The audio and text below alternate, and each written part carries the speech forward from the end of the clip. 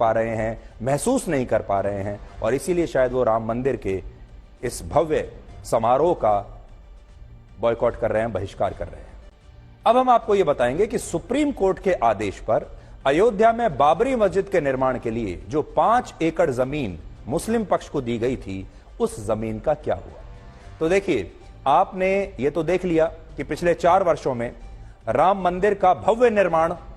हो रहा है, हो चुका है, और 22 जनवरी को प्राण प्रतिष्ठा का कार्यक्रम रखा गया है। आज राम मंदिर एक सच्चाई है, एक हकीकत है, और भव्य राम मंदिर देश के करोड़ों भक्तों के सामने। लेकिन कभी आपने सोचा है कि बाबरी मस्जिद का क्या हुआ, जिस पर इतने वर्षों तक, इतने दशकों तक लड़ाई चलती रही, और जिन लोगों ने राम मंदिर के खिलाफ बाबरी मस्जिद के लिए 70 वर्षों तक भारत की अदालतों में कानूनी लड़ाई लड़ी, और इस कानूनी लड़ाई पर वकीलों के लिए करोड़ों रुपए खर्च किए, उन्हीं लोगों ने बाद में मस्जिद के लिए मिली जमीन से मुंह क्यों मोड़ लिया। सुप्रीम कोर्ट के आदेश के सिर्फ 4 महीने के बाद फरवरी 2020 में उत्तर प्रदेश की सरकार ने मुस्लिम पक्ष को मस्जिद के लिए 5 एकड़ जमीन आवंटित कर दी थी, जो अयोध्या के धन्नीपुर गांव में है, और यह गांव राम जन्मभूमि से लगभग 25 किलोमीटर दूर है। तस्वीरें आपके सामने हैं। आवंटन की प्रक्रिया पूरी होने के बाद कायदे से वर्ष 2020 में ही इस जमीन पर मस्जिद का निर्माण शुरू हो जाना चाहिए था, लेकिन आज 4 वर्षों के बाद भी यह जमीन बिल्कुल खाली पड़ी है, बंजर पड़ी है, और यहां मस्जिद के निर्माण के लिए एक ईंट तक भी नहीं लगाई गई है। तस्वीरें आप देख सकते हैं। सोचिए, जब इन 4 वर्षों में राम जन्मभूमि पर भव्य राम मंदिर का निर्माण हुआ,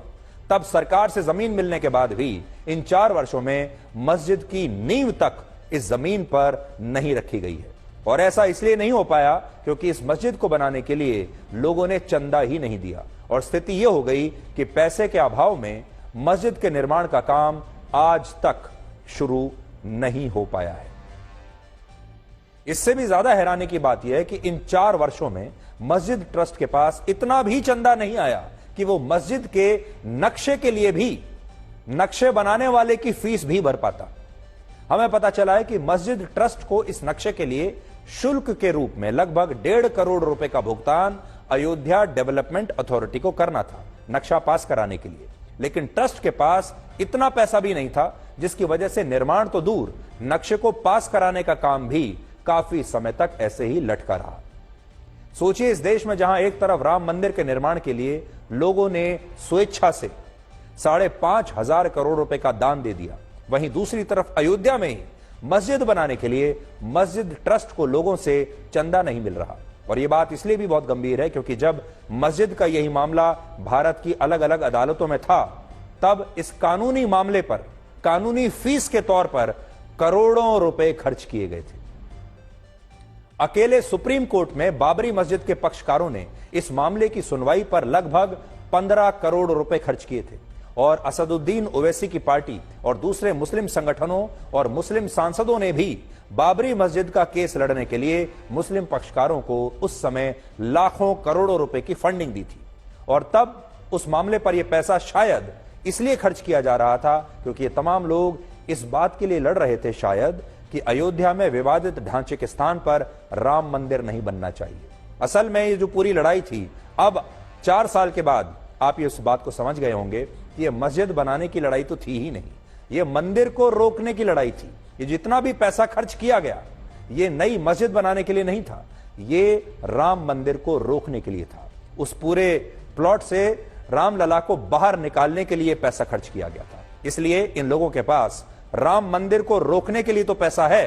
लेकिन अब अपनी मस्जिद बनाने के लिए इनके पास पैसा नहीं है। अब सुप्रीम कोर्ट ने राम मंदिर बनाने का आदेश दिया, जब आपको याद होगा, और मस्जिद के लिए भी अयोध्या में ही अलग से 5 एकड़ की जमीन आवंटित की गई।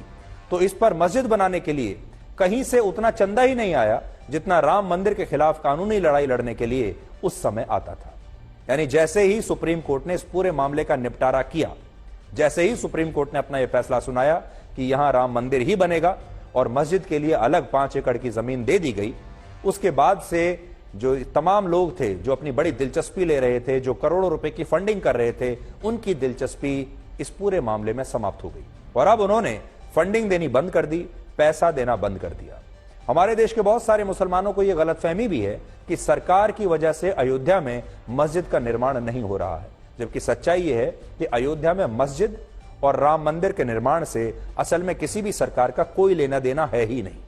ना राम मंदिर के निर्माण से ना मस्जिद के निर्माण से। राम मंदिर का निर्माण इसलिए हो पाया क्योंकि इस देश के करोड़ों लोगों ने राम मंदिर के लिए दान दिया, और मस्जिद का निर्माण अब तक इसलिए शुरू नहीं हो पाया क्योंकि मस्जिद ट्रस्ट को इसके लिए लोगों से दान मिला ही नहीं।